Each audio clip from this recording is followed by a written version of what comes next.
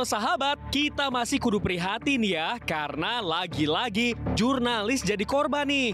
Yang baru-baru terjadi ini di negeri Paman Sam, Amerika Serikat. Ya, walaupun bukan dalam rangka Hari Pers Sedunia, tapi kita perlu mengingatkan lagi nih bahwa hampir setiap tahun jurnalis menjadi korban di saat mereka sedang memberikan informasi kepada masyarakat. Kita menyoroti ada 5 kejadian terparah yang menyebabkan jurnalis jadi korban. Yang kelima, Meksiko 28 November 2023, 4 jurnalis terluka. 4 jurnalis fotografer lokal ditembak oleh sekelompok orang bersenjata api saat mereka melakukan peliputan kriminal di Chilpancingo, Meksiko Selatan. Beruntung mereka selamat. Insiden ini cukup mencoreng nama penegakan hukum di Meksiko karena negeri sombrero ini dianggap negara paling tidak aman bagi wartawan. Berikutnya yang keempat. Tual, Maluku Tenggara, Maluku, 21 Agustus 2010. 1 jurnalis tewas. Kejadian cukup memilukan terjadi di tanah air 2010 lalu. Seorang wartawan bernama Ridwan Salamun tewas saat sedang meliput konflik 2 kelompok massa di Tual, Maluku Tenggara. Bahkan kematian Ridwan Salamun masih menciptakan misteri. Pelaku pembunuh Ridwan Salamun hingga kini belum terungkap. Berikutnya yang ketiga. Hong Kong, 29 September 2019, 1 jurnalis terluka. Insiden memprihatinkan juga terjadi di Hong Kong. Seorang wartawan asal Indonesia menjadi korban saat meliput aksi unjuk rasa di wilayah Wan Chai yang berujung kerusuhan. Dia adalah Feby Mega Indah, terluka di bagian mata karena terkena peluru karet milik aparat keamanan yang mencoba menghentikan unjuk rasa massa. Feby pun harus bersyukur dirinya selamat meskipun kini dia mengalami kebutaan di mata sebelah kanannya. Next, yang kedua. Gaza, tepi barat 13 Februari 2024, 2 jurnalis terluka. 2 jurnalis terluka saat melakukan peliputan di jalur Gaza. Saat itu, militer Israel melakukan serangan ke titik yang diyakini terdapat kelompok Hamas yang bersembunyi di permukiman warga sipil. Keduanya terluka parah. Meskipun selamat, 1 dari 2 jurnalis televisi itu harus kehilangan kaki kanannya. Tapi insiden di Gaza ini selalu terjadi dan sudah ratusan jurnalis nih menjadi korban di wilayah ini. Dan inilah yang pertama. Los Angeles, Amerika Serikat, 10 Juni 2025, 1 jurnalis terluka. Dan yang baru hari ini terjadi sahabat, seorang jurnalis perempuan sedang melakukan laporan langsung di dekat barikade aparat kepolisian yang sedang berjaga menghadapi para demonstran yang adalah warga imigran Meksiko. Di tengah laporan langsungnya, sebuah peluru meletus dan mengenai kaki sang reporter. Sang reporter langsung mendapatkan pertolongan medis. Peluru yang dilepaskan aparat itu adalah peluru karet dan belum diketahui apakah pelepasan peluru tersebut dilakukan secara sengaja ke arah sang reporter atau peluru nyasar yang dilepaskan untuk melerai para demonstran. Dan hingga kini, kerusuhan dari aksi unjuk rasa masih terus berlangsung.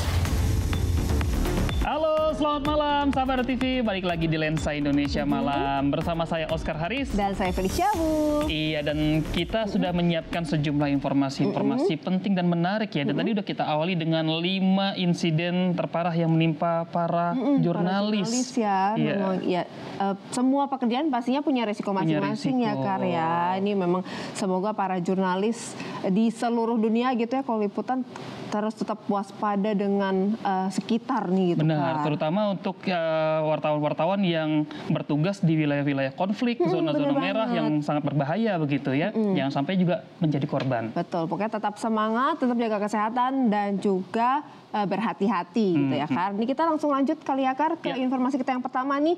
Ada perlombaan pukul beduk nih Kar di Pandeglang. Seru ya? Seru, tapi kalau misalnya pesertanya laki-laki itu sih biasa kan, laki-laki emang jago-jago pukul beduk. Tapi tenang ya, ini power. beda. Ini ada perempuannya juga dan yang heboh tuh ada emak-emaknya Kar. Pasti seru ya, rame. Pasti seru The power of emak-emak.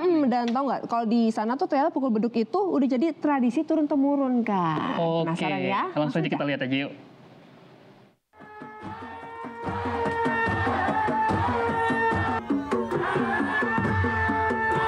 Siapa bilang pukul beduk itu kerjaannya laki-laki? Lihat tuh mama di Pandeglang, Banten. Gak kalah dari laki-laki tabuhan beduknya. Ternyata sahabat, sejumlah kelompok emak-emak lagi ikutan lomba ngadu beduk di alun-alun Kabupaten Pandeglang. Gak cuma nabuh beduk, mereka juga menari sahabat. Sahabat, di Pandeglang, Banten, pukul beduk merupakan tradisi kesenian masyarakat yang sudah turun-temurun dilakukan baik perempuan maupun laki-laki. Dan ngadu beduk di sini bukan beduknya yang diadu ya, tapi mereka adu kreasi dengan menyanyikan lagu-lagu tradisional sambil menabuh beduk. Susah dan lama nggak sih persiapan untuk ikut ngadu beduk ini?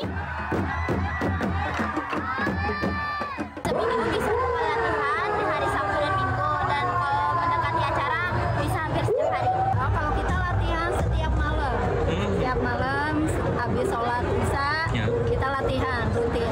Kecuali di malam Jumat kita libur, kalau nggak ada pengajian kita juga libur. Oh, jadi ya udah ada waktu tertentu ya Bu ya? Ngadu beduk ini biasanya dilakukan sebelum dan setelah Lebaran sahabat, dengan melibatkan perwakilan setiap kampung yang ada di Kabupaten Pandeglang. Wah, semoga tradisi ngadu beduk jadi warisan budaya kita ya sahabat. Dari Pandeglang, Banten, Herbert Marbun, RTV. Gimana Kar? Keren kan? Keren, dan ada yang manis-manis juga tadi. Oh iya, fokusnya langsung berubah ya Oscar ini ya. Aduh. Ya pastinya heboh lah ya, karena ada emak-emaknya juga di situ. Dan ada juga nih yang nggak kalah heboh, tapi apa bukan nih, emak-emak, tapi soal daging kurban. Oh, ada apa Kar? Ada ini apa soalnya biasanya kan kalau pembagian daging kurban itu kan gratis harusnya ya. Nah ini malah harus tebus kupon daging kurban ini seharga 15.000. Lah aneh, di mana-mana mah kalau gratis ya nggak bayar, ini mah dagang dong. Dagang jadinya kayaknya ya, seolah-olah seperti itu. Nah tapi ini kira-kira apa yang menjadi alasan panitia kenapa harus dikenakan biaya 15.000? Kita dengar aja langsung yuk. Udah bagi daging udah? Udah. Nebus? Nebus. Berapa? 45. Satu kantongnya? Satu 15.000. 15.000. Ibu sama 15.000. Pak ada. Oke. Hah? Gak salah dengar nih. Masa iya kupon daging kurban harus ditebus seharga 15.000 per kantong? Kan harusnya daging kurban dibagi-bagi gratis sebagai wujud syukur orang yang berkurban. Nebus sih 15.000 Mang Aming. Belakangan diketahui penebusan kupon kurban ini terjadi di Kelurahan Cikiwul, Bantar Gebang, Bekasi, Jawa Barat. 15.000. Iya daging kurban. Salah satu warga mengaku hampir setiap tahun panitia menerapkan penebusan kupon daging kurban. Bahkan tahun sebelumnya, penebusan kupon seharga 35.000 namun sudah dilengkapi dengan beras. Terus nebus ke rumah 15.000. Iya, kalau saya nggak nebus nggak dapat daging Pak saya. Nggak dapat daging ya? Iya, karena saya juga kan pengen makan daging Pak. Iya. Karena yang lihat orang-orang pada nyate, masa saya nggak ikut nyate 35.000 tahun lalu, cuman ada berasnya. Yang tahun dulu mah ada berasnya, tapi nebus 35.000. Pantes saja video ini pun viral dan menuai komentar nyinyir netizen. Banyak yang menduga penebusan kupon ini akal-akalan ormas yang menjadi panitia kurban. Eits, tapi kamu jangan ikutan nyinyir dulu sahabat. Karena dari klarifikasi panitianya, kupon seharga 15.000 ini untuk biaya operasional, mulai dari penyembelihan, pencacahan daging, sampai pengemasan. Biaya pemotongan 1 stat 450.000, yang 1 stat lagi 500.000. Udah kepotong kan 950. Bagian pemotongan jumlahnya itu ada 28 orang. Ini bagian bukan pemotongan, bagian penyacat, pengemas, menimbang. Si bapak panitia nekat sih. Harusnya kan biaya operasional bisa dibebankan ke orang yang berkurban, bukan malah ke warga yang harusnya mendapatkan manfaat kurban secara gratis. Kalau udah begini kan jadi bahan cibiran. Semoga bisa jadi pelajaran ya Pak. Dari Kota Bekasi, Jawa Barat, Adika Fadil Utomo, RTV.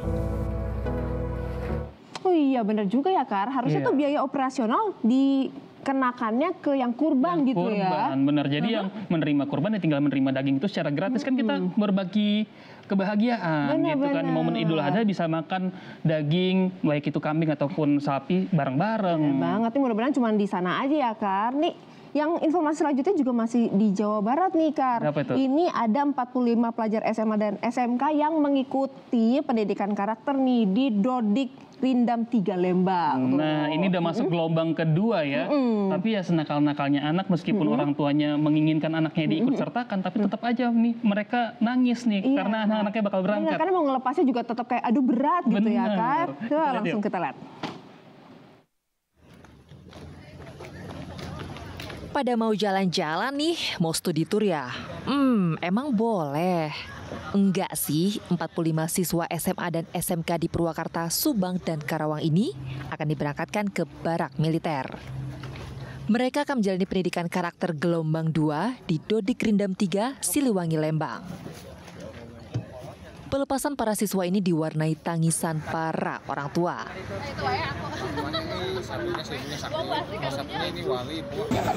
Kebiasaannya sama-sama, sekarang kan pergi nggak ada gitu. Cuman nggak 1 hari 2 hari, lama. 3 minggu juga kan lama merenan.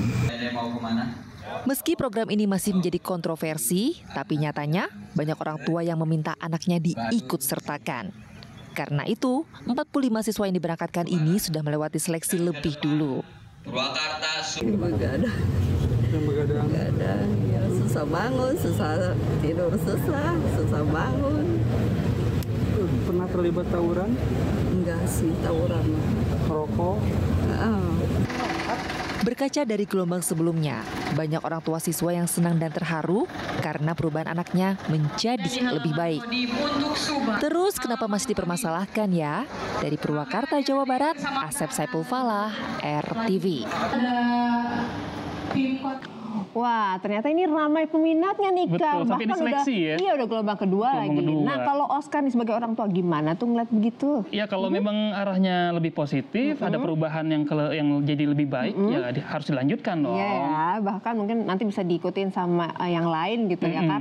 Nah ini kan waktu itu sempat viral nih ya, yang tadi. Nah ini juga viral nih Kak, lagi viral banget. Soal kawasan Raja Ampat Papua Barat Daya nih yang rusak katanya. Betul, ini yang lagi banyak diomongin banyak orang nih ya. Karena foto-foto yang beredar ini gersang parah nih kondisinya. Dan yang menyayangkan sekali karena kan kawasan ini kawasan tempat wisata yang pemandangannya juga indah. Iya, katanya tuh yang udah pada datang ke sana itu katanya di sana indah banget tuh, bagai surga yang di bumi tuh indah banget gitu kan. Nah, untuk menjaga kelestarian alamnya ini Presiden tuh mencabut izin usaha 4 perusahaan pertambangan yang ada di sana tuh Kak. Betul, dan tapi ini yang dicabut itu adalah yang berada di dalam kawasan Geopark. Sedangkan ada 1 perusahaan yang beroperasi di kawasan Geopark ini tetap diperbolehkan beroperasi. Kok bisa? Kita lihat yuk.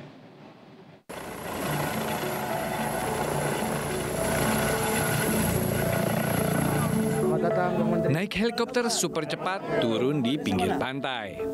Jauh-jauh ke Raja Ampat. Bukannya berwisata, dia malah survei. Yap, Menteri Energi dan Sumber Daya Mineral Bahlil Lahadalia bersama Gubernur Papua Barat Daya Elisa Kambu datang ke Raja Ampat untuk melihat situasi terkini tambang nikel yang ada di Pulau Gag.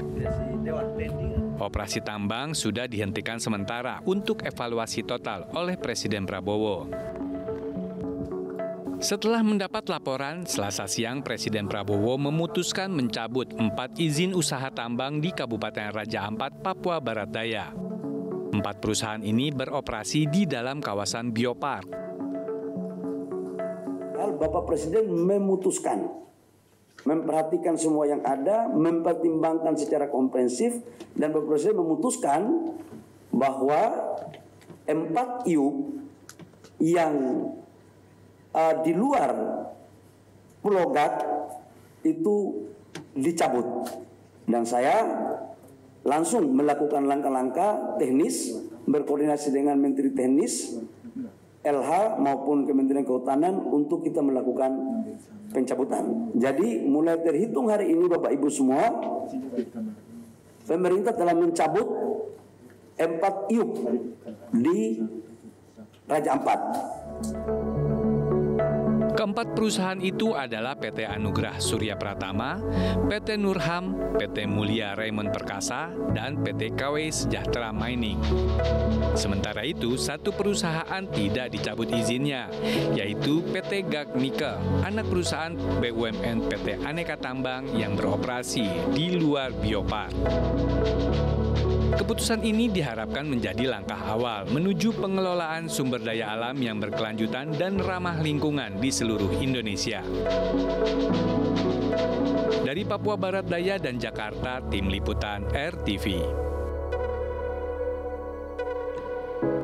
Ya bagus lah ya, ini dicabut izinnya meskipun dari 5 cuma 4 yang dicabut ya. Satu lagi karena berada di luar kawasan geopark jadi nggak dicabut. Nah ini biar supaya tidak merusak lebih jauh lagi ya.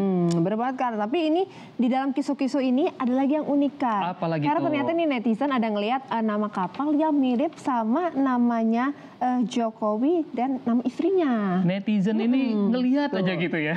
Kayak jeli banget gitu ngeliat hal-hal kayak begini. Nah, ini nih, jadi itu ada JKW Mahakam sama Dewi Iriana. Kira-kira bener nggak nih milik Pak Jokowi sama Bu Iriana? Nah, bener nggak ya? Itu tanda tanya nih. Langsung kita lihat aja informasinya.